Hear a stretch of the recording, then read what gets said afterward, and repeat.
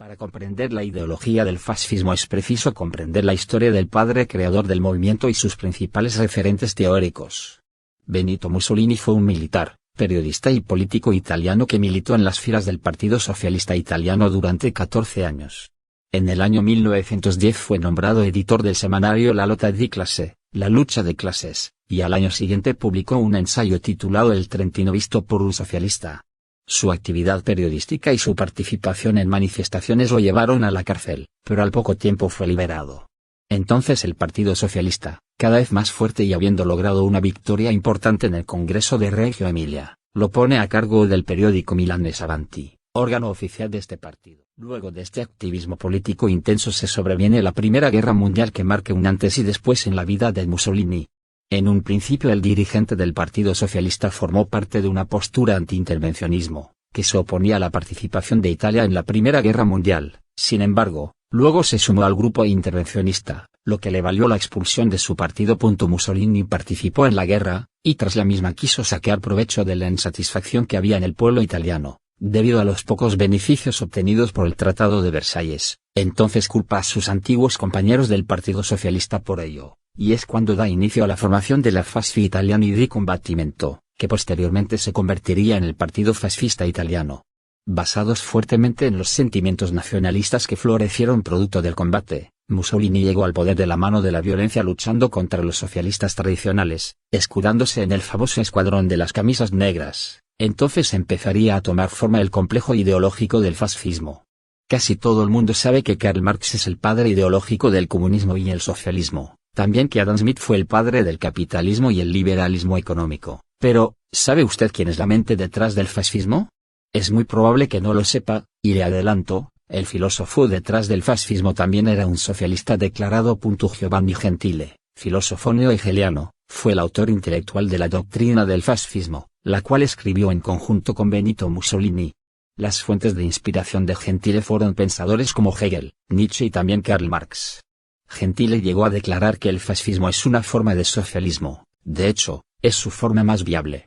Una de las reflexiones más comunes al respecto es que el fascismo es en sí, un socialismo basado en la identidad nacional.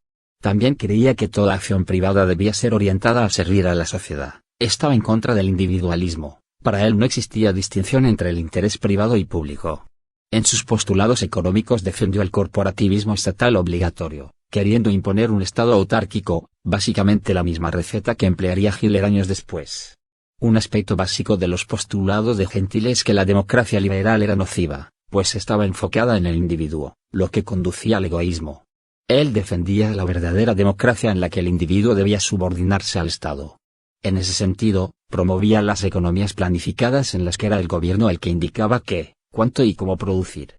Gentile y otro grupo de pensadores crearon el mito del nacionalismo socialista, ese en el que un país bien dirigido por un grupo superior podría subsistir sin comercio internacional, siempre y cuando todos los individuos se sometieran a los designios del gobierno. El fin era crear un Estado corporativo.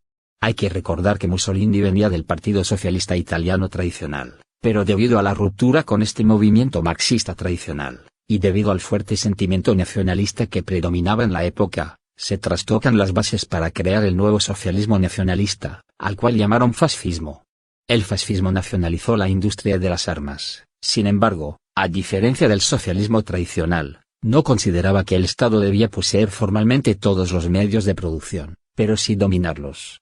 Es decir, los dueños de industrias podían mantener sus negocios, siempre y cuando los mismos sirvieran a las directrices del Estado, siendo fiscalizados y supervisados por funcionarios públicos y pagando una alta tributación. En el fondo, la propiedad privada no era tal cosa, pues se convertía en un instrumento del gobierno, tal como haría el nazismo años después a través de los Gauleiter, bajo el principio del Führerprinzip. También estableció el impuesto al capital, la confiscación de bienes de las congregaciones religiosas y la abolición de rentas episcopales. El estatismo era la clave en todo. Gracias al discurso nacionalista y colectivista todos los esfuerzos de los ciudadanos debían ser a favor del Estado. El fascismo decía oponerse al capitalismo liberal, pero también al socialismo internacional. De ahí parte la concepción de tercera vía, la misma posición que sería sostenida por el peronismo argentino años después. Esta oposición al socialismo internacional y al comunismo es precisamente lo que ha causado tanta confusión en la ubicación ideológica del fascismo, el nazismo y también el peronismo. Al haberse opuesto a la izquierda tradicional marxista e internacionalista, estos los atribuyeron a la corriente de movimientos de ultraderecha, cuando lo cierto es que, tal como se ha demostrado, sus políticas económicas centralizadas obedecían a los principios colectivistas y socialistas, contrariando abiertamente al capitalismo y al libre mercado, favoreciendo al nacionalismo y la autarquía. En ese sentido, tal como estableció el filósofo creador de la ideología fascista, Giovanni Gentile, el fascismo es otra forma de socialismo, ergo, no era una batalla de izquierda contra derecha, sino una lucha entre diversas izquierdas, una internacionalista y una nacionalista. De hecho, en 1943 Benito Mussolini promueve la socialización de la economía, también conocida como la socialización fascista. Para este proceso Mussolini busca el asesoramiento del fundador del Partido Comunista Italiano, Nicola Bombazzi. El comunista fue el principal autor intelectual del Manifiesto de Verona, la declaración histórica con la que el fascismo promueve este proceso de socialización económica para profundizar el anticapitalismo y el autarquismo, y en la que Italia pasa a denominarse República Social Italiana. El 22 de abril de 1945 en Milán, el líder fascista declararía lo siguiente: nuestros programas son definitivamente iguales a nuestras ideas revolucionarias y ellas pertenecen a lo que en régimen democrático se llama izquierda. Nuestras instituciones son un resultado directo de nuestros programas y nuestro ideal es el estado de trabajo. En este caso no puede haber duda, nosotros somos la clase trabajadora en lucha por la vida y la muerte, contra el capitalismo. Somos los revolucionarios en busca de un nuevo orden. Si esto es así, invocar ayuda de la burguesía agitando el peligro rojo es un absurdo. El espantapájaros auténtico, el verdadero peligro, la amenaza contra la que se lucha sin parar, viene de la derecha. No nos interesa nada tener a la burguesía capitalista como aliada contra la amenaza del peligro rojo, incluso en el mejor de los casos esta sería una aliada infiel, que está tratando de hacer que nosotros sirvamos a sus fines, como lo ha hecho más de una vez con cierto éxito. Ahorraré palabras ya que es totalmente superfluo. De hecho, es perjudicial, porque nos hace confundir los tipos de auténticos revolucionarios de cualquier tonalidad, con el hombre de reacción que a veces utiliza nuestro mismo idioma. 6 días después de estas declaraciones, Benito Mussolini.